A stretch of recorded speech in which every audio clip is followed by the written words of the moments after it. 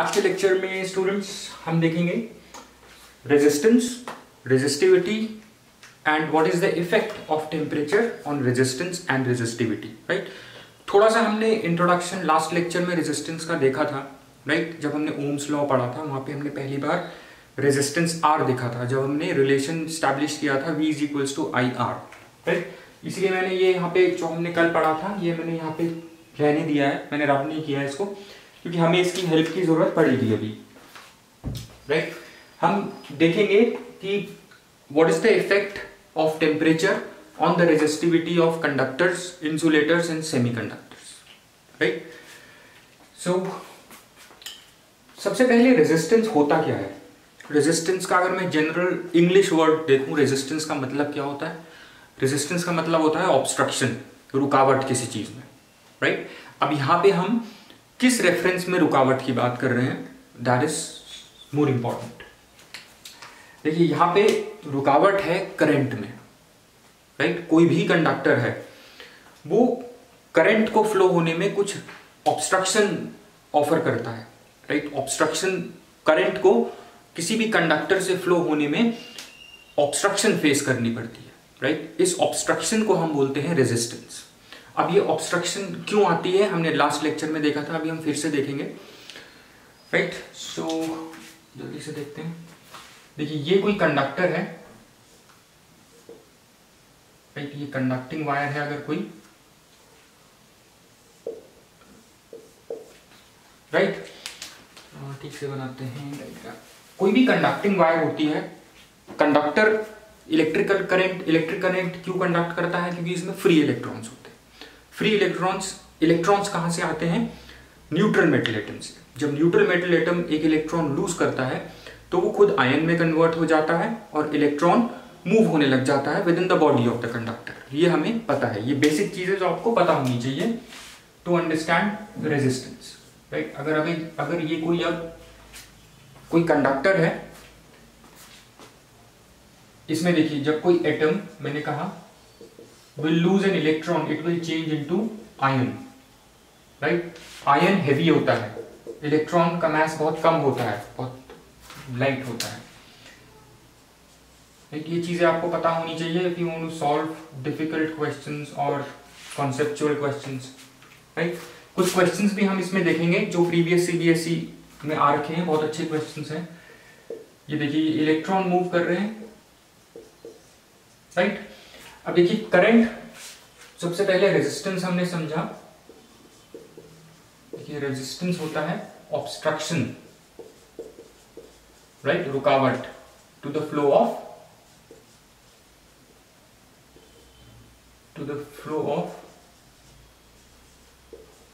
Current. Right, अब current क्यों flow करता है, current flows due to the motion of electrons in a definite direction. Right, हमने पढ़ा था नेगेटिव से पॉजिटिव एंड पे इलेक्ट्रॉन्स मूव होते हैं। अगर मैं इसी कंडक्टर में इलेक्ट्रिक फील्ड या पोटेंशियल डिफरेंस अप्लाई कर देता हूं, राइट, वो उसमें इस कंडक्टर में इलेक्ट्रिक फील्ड स्टैब्लिश करेगी। इलेक्ट्रिक फील्ड की वजह से इन इलेक्ट्रॉन्स पे फोर्स लगेगी and this electron will start moving in the direction of force. अब देखिए ये नेगेटिव से पॉजिटिव एंड पे मूव कर रहे हैं conductor, opposite to the direction of electric field. Right, electric field का डायरेक्शन ये है, ये सब हम पढ़ चुके हैं।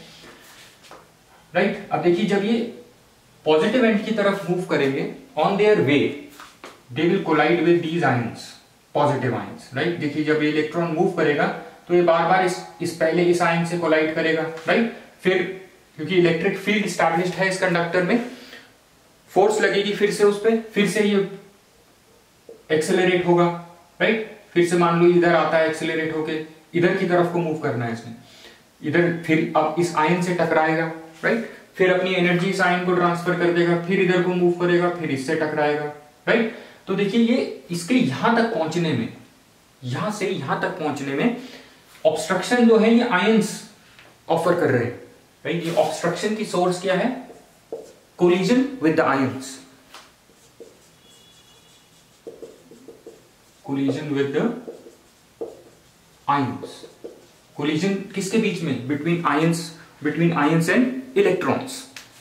राइट, अब obstruction to the flow of current, क्योंकि करंट जो है आयंस की वजह से ही फ्लो करता है, आयंस के रास्ते में ऑब्स्ट्रक्शन है, दैट मीन्स करंट में ऑब्स्ट्रक्शन है, राइट। करंट या हम कहते हैं current flows due two electrons, right, and these electrons on their way are colliding with ions, right। जब ये आयन से कोलाइड होंगे, this collision with ions is the obstruction offered by the resistance, obstruction offered by the conductor, by the material of the conductor, right। और इसी obstruction को हम बोलते हैं रेजिस्टेंस, राइट। सिंपल सा एक्सप्लेनेशन है, ये आपको समझ में आना चाहिए आगे जाने के लिए, राइट। अब देखिए मटेरियल ऑफ द कंडक्टर हम बोलते हैं रेजिस्टेंस जो है, आगे पढ़ेंगे हम डेरिवेशन में। It depends on the material of the conductor. Material of the conductor मतलब ये आयंस किस तरह से अरेंज्ड हैं कंडक्टर में, लैटिस कैसा है, उन सब चीजों पे डिपेंड करता है।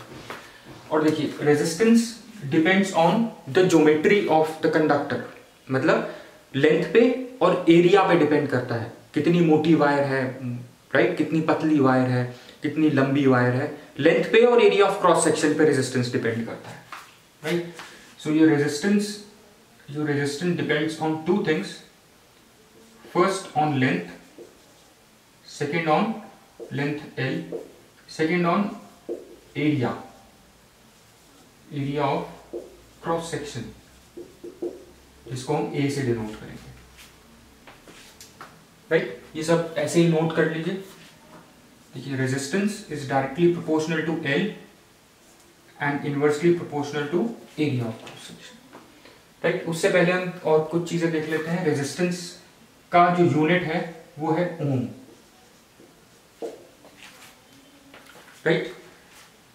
This is the unit of resistance, right. और रेजिस्टेंस हमने सबसे पहले कहां देखा था, यहां पर V is equals to IR. So resistance is the ratio of V upon I, right?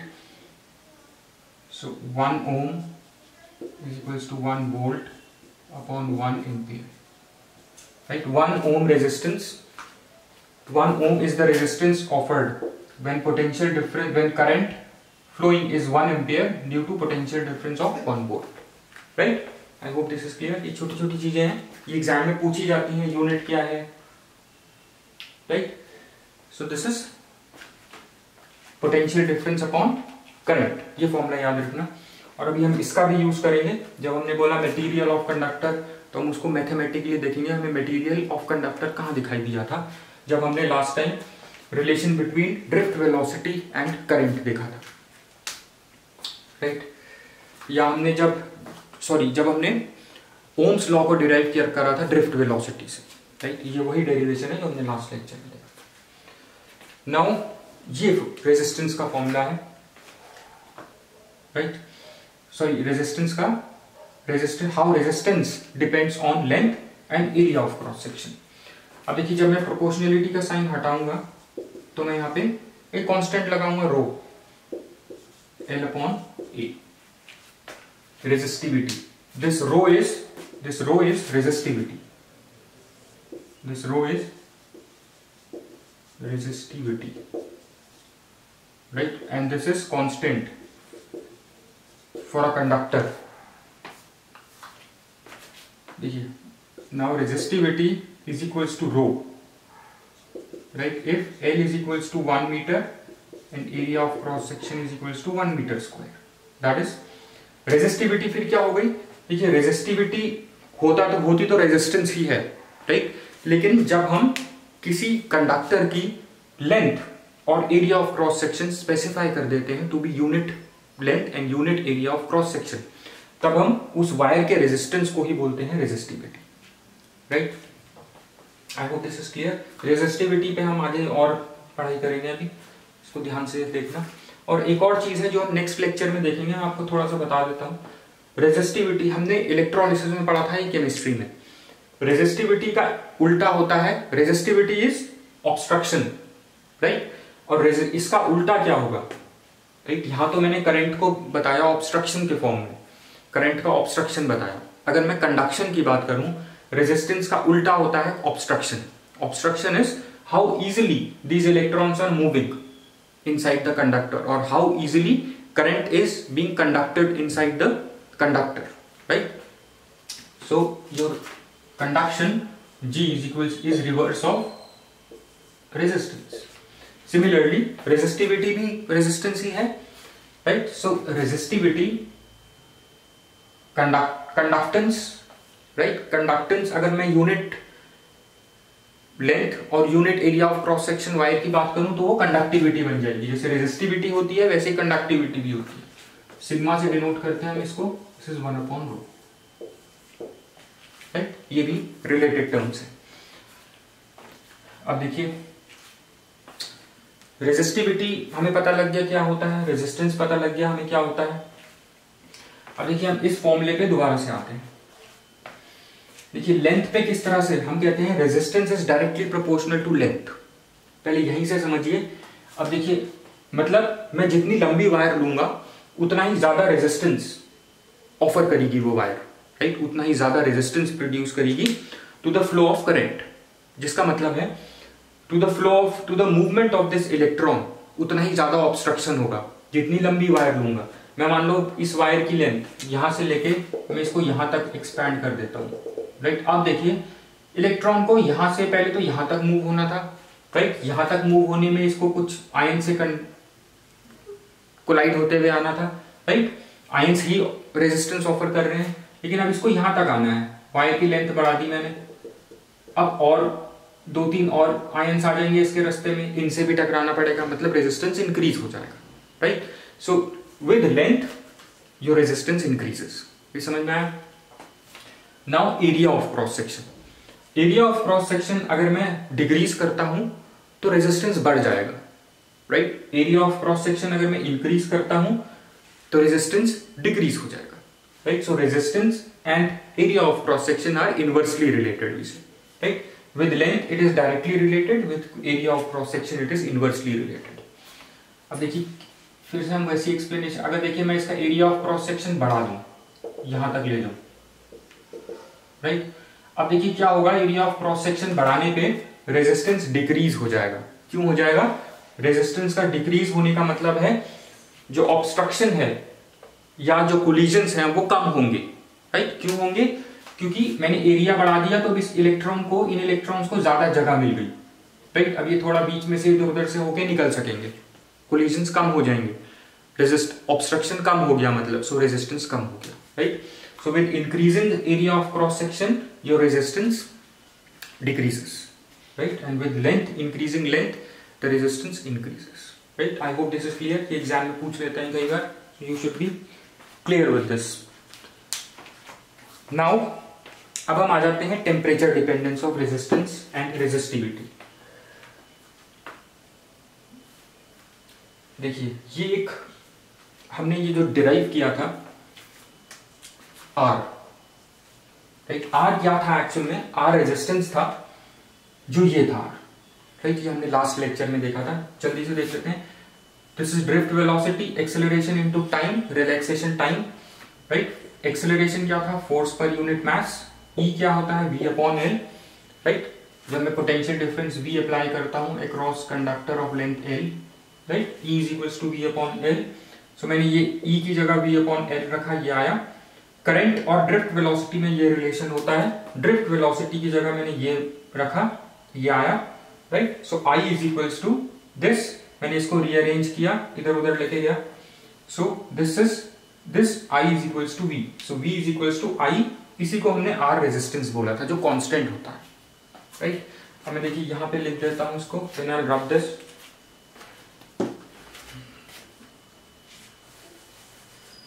ये इंपॉर्टेंट है, इसको आप ध्यान से देखना।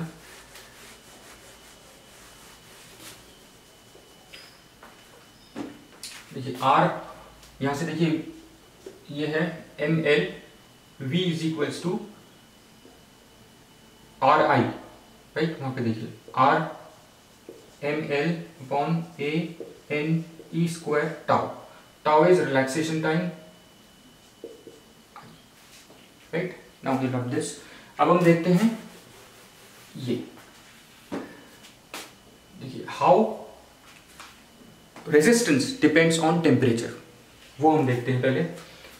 देखिए रेजिस्टेंस कांस्टेंट इसलिए होता है क्योंकि ये सारी वैल्यूज जो है कांस्टेंट होती हैं, राइट? मास कांस्टेंट होगा, लेंथ कांस्टेंट होगी, area, number of density of electrons, एक यूनिट वॉल्यूम में कितने इलेक्ट्रॉन्स हैं वो सेम रहेंगे, right? This is charge, this is relaxation time, ये सब कांस्टेंट होता है किसी एक वायर के लिए, किसी एक कंडक्टर के लिए, राइट? तभी हम इसको बोल देते हैं रेजिस्टेंस, राइट? ये कांस्टेंट, क्योंकि रेजिस्टेंस भी कांस्टेंट होता है। रेजिस्टेंस कांस्टेंट इसलिए होता है क्योंकि ये सब वैल्यूज कांस्टेंट होती हैं, राइट? इसी को हम रेजिस्टेंस बोलते हैं, राइट? इसको हम देखेंगे आगे चीजें समझने के लिए, how resistance depends on number of electrons and your relaxation time. Now temperature dependence, temperature dependence, how resistance depends on temperature.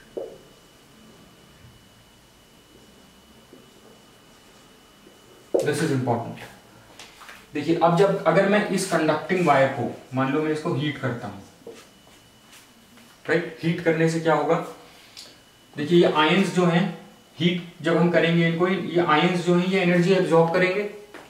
जब ये एनर्जी एब्जॉर्ब करेंगे, ये हल्के हल्के वाइब्रेट करते हैं अपनी मेन पोजीशन पे।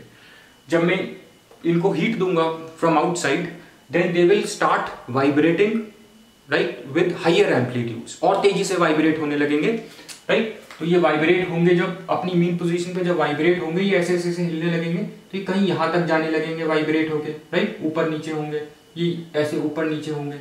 देखिए जब ये हायर एम्पलीट्यूड से वाइब्रेट करेंगे तो इनका जो चांसेस होगा कोलिजन का, वो क्या होगा, बढ़ जाएगा, राइट? अब इलेक्ट्रॉन और इस आयन का कोलिजन का जो चांस है वो बढ़ जाएगा, क्योंकि यह हायर एम्पलीट्यूड से वाइब्रेट कर रहा है। वाइब्रेट करते हुए थोड़ा ऊपर नीचे इधर उधर होगा ये, राइट? तो इसके चांसेस जो इस मूविंग इलेक्ट्रॉन से टकराने के हैं, कोलाइड होने के हैं, वो बढ़ जाएंगे, राइट? अब जब कोलिजन होने के चांसेस बढ़ रहे हैं, दैट मींस रेजिस्टेंस क्या होगा, रेजिस्टेंस विल इंक्रीज, राइट? और दूसरी चीज अगर हम इस रिलेशन पे देखेंगे, एक और चीज होती है, देखिए इन दोनों कोलिजन्स के बीच में जो टाइम होता है उसको हम बोलते हैं रिलैक्सेशन टाइम, जो ये है, राइट? अब रिलैक्सेशन टाइम पे देखिए क्या इफेक्ट पड़ेगा इसी चीज का। देखिए पहले तो ये यहां से कोलाइड हो रहा था, राइट? ये इससे कोलाइड हो रहा था, मे बी ये इससे स्किप हो जाता जब इधर जाता, राइट? मे बी ये इधर को चला जाता, राइट? मे बी ये ऐसे चले जाता, समझो इलेक्ट्रॉन। लेकिन मैंने जब इसको हीट दी तो ये क्या हुआ, ये आयन वाइब्रेट होने लगा, राइट? अब ये वाइब्रेट होता हुआ इधर तक आ गया, राइट? तो कोलिजन के चांसेस बढ़ेंगे। अब मे बी ये पहले तो इससे नहीं टकरा रहा था, अब ये इससे भी टकरा जाएगा, राइट? मे बी यहां मूव होता, कहीं आगे जाके इससे टकरा जाता, लेकिन अब ये इसी से टकरा गया क्योंकि ये हायर एम्पलीट्यूड से वाइब्रेट कर रहा है, राइट? तो देखिए जो दो कोलिजन्स के बीच का जो टाइम होता है उसको हम रिलैक्सेशन टाइम बोलते हैं, राइट? पहले में भी यहाँ पे नहीं टकराता, ये मूव होता रहता, रिलैक्सेशन टाइम बढ़ता, ये कहीं यहाँ आके टकराता, राइट? अब क्योंकि ये तेज एम्पलीट्यूड, ज्यादा एम्पलीट्यूड से वाइब्रेट कर रहा है, अब ये यहाँ पे इसी से कोलाइड हो जाएगा, राइट? जब कोलाइड हो जाएगा तो इसका रिलैक्सेशन टाइम क्या होगा, डिक्रीज हो जाएगा, right? With increasing temperature the relaxation time decreases. अब जब ये डिक्रीज होगा, ये और ये इनवर्सली रिलेटेड है, रिलैक्सेशन टाइम डिक्रीज होगा तो आपका रेजिस्टेंस इंक्रीज होगा, राइट? ये इस पे समझ में आ गया, ये इस फॉर्मूले पे किस तरह से रेजिस्टेंस डिपेंड करता है, right? So with increasing temperature हमने देखा रेजिस्टेंस इंक्रीज होता है। पहले एक्सप्लेनेशन थी that these ions will start vibrating with a higher amplitude, so chances of collision will increase, hence resistance will increase. And the other thing is that when the chances of collisions will increase, when collisions will increase, then your relaxation time will decrease, right? Relaxation time क्या होता है, दो collisions के बीच का time. अब जल्दी जल्दी collide होंगे तो टाइम जो है दो collisions के बीच का वो कम होगा, जब ये कम होगा तो रेजिस्टेंस इंक्रीज हो जाएगा, right? I hope this explanation please clear. Temperature dependence में लिखेंगे हम that resistance increases with increasing temperature. With increasing temperature due to higher collisions, और higher collisions क्यों हो रहे हैं? Because ions are vibrating with higher amplitude. Ions are vibrating, इसको ऐसे ही लिख लेना, vibrating with higher amplitude.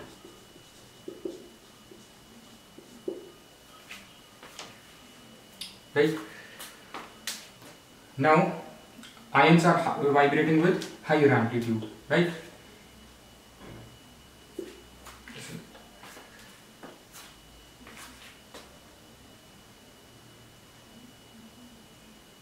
Which results into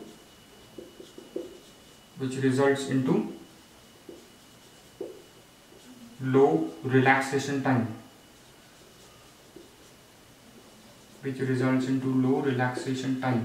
Denoted by tau. इस फॉर्मूले को ध्यान रखना हम कैसे लाए थे, ठीक है? जब when this relaxation time decreases, then your resistance will increase, right? This is very important. Please take down this. Now other thing is, एक आप यहाँ पे n भी है, n ये है आपका number density of electrons. Number density of electrons मतलब एक यूनिट वॉल्यूम में 1 मीटर क्यूब में कितने इलेक्ट्रॉन्स हैं. टेम्परेचर इंक्रीज करने पे for conductors number density of electrons पे नंबर ऑफ इलेक्ट्रॉन्स जो इंक्रीज होंगे वो ज्यादा एप्रिशिएबली इंक्रीज नहीं होते, राइट? नेग्लिजिबली इलेक्ट्रॉन्स इंक्रीज होंगे. Therefore this n will not affect resistance in case of conductors only, not in case of semiconductors and insulators. So number density of electrons have, this will change negligibly.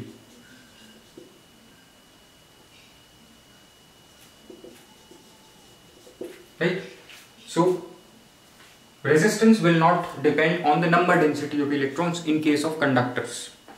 Right? Remember this. अब हम आ जाते हैं एक फॉर्मूले पे. Right, there is a formula. और resistance जो है, कोई भी वायर जो रेजिस्टेंस ऑफर करती है हम उसको रेजिस्टर बोलते हैं. राइट, रेजिस्टर देखिए सर्किट्स में इस तरह से दिखेंगे आपको, इस तरह से. राइट, और अगर कोई रेजिस्टर आप ऐसे देखते हो, राइट, ऐसे देखते हो तो इसका मतलब ये होता है ये वेरिएबल रेजिस्टेंस है. राइट, वेरिएबल रेजिस्टेंस ऐसे दिखता है या मे बी ऐसे भी दिख सकता है आपको.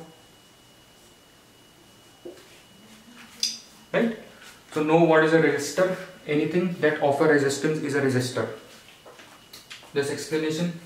और एक फॉर्मूला है for resistance. Right?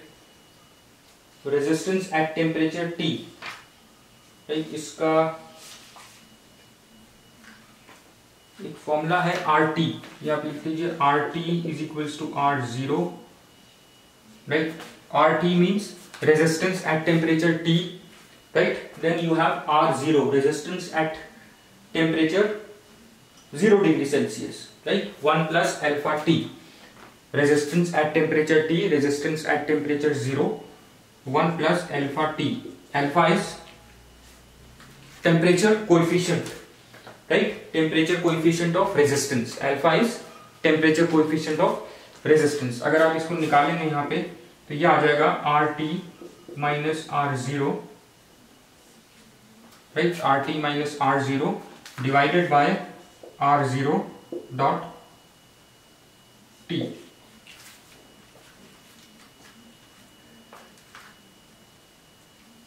Right, original resistance into temperature. Right, original resistance into rise of temperature. T is कितना टेम्परेचर हमने किया, right. This is resistance RT at temperature T. This is your rise in temperature, this is your original resistance. Temperature increase करने पे जो resistance हुआ वो ये है. This is your temperature coefficient of resistance. इसको अगर आप डिफाइन करोगे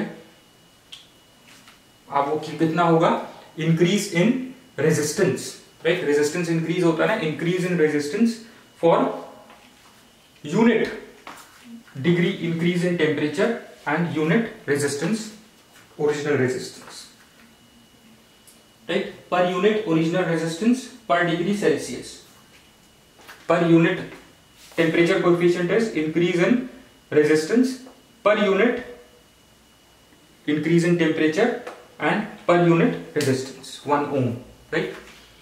This is the formula, इसको कॉपी कर लें। अब देखिए हम जल्दी से आते हैं, ये जब जरूर याद रखना, ये आपको पता होना चाहिए। एक हम सेमीकंडक्टर्स का देखते हैं, राइट, सेमीकंडक्टर्स। अच्छा, रेजिस्टिविटी आप यहीं से देख लीजिए। रेजिस्टिविटी क्या होगी अगर मैं इस फॉर्मूले से निकालूं, आई विल रब दिस। देखिए रेजिस्टिविटी क्या होती है, जब मैं रेजिस्टिविटी की बात करता हूं तो मैं बात करता हूं यूनिट लेंथ और यूनिट एरिया, राइट। तो यहां से क्या हो जाएगा, रेजिस्टिविटी इज रो से डिनोट करते हैं, रो, ये भी L is equals to 1, A is equals to 1 metre square, ये हो जाएगा। So M divided by A is 1, M divided by N E square tau, right. जो मैंने पहले आपको एक्सप्लेनेशन यहां पे लिखी थी वही अब यूनिट लेंथ और unit area of cross section पे अप्लाई होगी। सो रेजिस्टिविटी का क्या होगा फॉर कंडक्टर्स की रेजिस्टिविटी क्या होगी, इंक्रीज होगी विथ टेम्परेचर,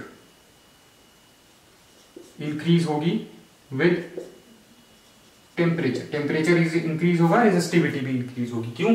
क्योंकि आपका रिलैक्सेशन टाइम डिक्रीज हो जाएगा। अब हम सेमीकंडक्टर, और जो N है, N की वैल्यू कुछ एप्रिशिएबली चेंज नहीं होती है, सो कंडक्टर्स का रेजिस्टेंस N पे डिपेंड नहीं करता है, राइट। अब जब मैं बात करता हूं आपका सेमीकंडक्टर्स और इंसुलेटर्स की, ये उल्टा होता है इनका case. For semiconductors your resistivity, जो रेजिस्टेंस ही होता है, जो resistivity decreases, right, down arrow means decreases with increase in temperature. Temperature increase करूंगा तो रेजिस्टिविटी डिक्रीज हो जाएगी। अब एक्सप्लेनेशन देखिए क्यों, इसी फॉर्मूले के बेसिस पे देखिए, when I increase temperature for a semiconductor और एन इंसुलेटर, वहां पे क्या होता है, ये तो डिक्रीज होगा, रिलैक्सेशन टाइम तो डिक्रीज होगा, लेकिन N आपका बहुत इंक्रीज हो जाएगा। N मतलब नंबर ऑफ इलेक्ट्रॉन्स इंक्रीज हो जाएंगे। देखिए जब ये इलेक्ट्रॉन्स इंक्रीज हो जाएंगे, जिनकी वजह से करंट फ्लो कर रहा था, तो करंट और ज्यादा फ्लो होने लग जाएगा। करंट ज्यादा फ्लो होने का मतलब रेजिस्टेंस डिक्रीज हो जाएगा, right. This is important for semiconductors your resistivity decreases with increase in temperature because your number n, that is number density, n में यहां से लिख देता हूं, ये वाले n से मतलब है हमारा, right? ये वाला है, because n, the number density of electrons increases, right, and this increase compensates। ये इतना डिक्रीज नहीं होगा, लेकिन n बहुत ज्यादा इंक्रीज हो जाएगा, तो ये जो डिक्रीज हुआ इसको भी ये इंक्रीज कंपेंसेट कर लेता है, right. So your number density of electrons, let's write it down, increases, right, and this increase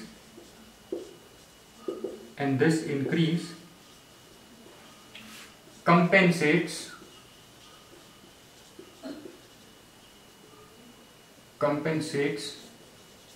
for decrease in relaxation time tau,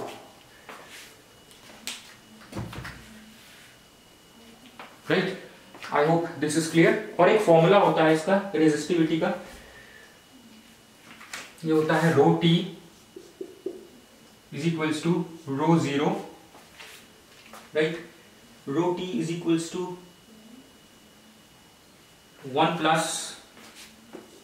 plus alpha T0 minus T minus T0, I'm sorry, ये formula है resistivity, right. I hope this is clear, सारी explanation.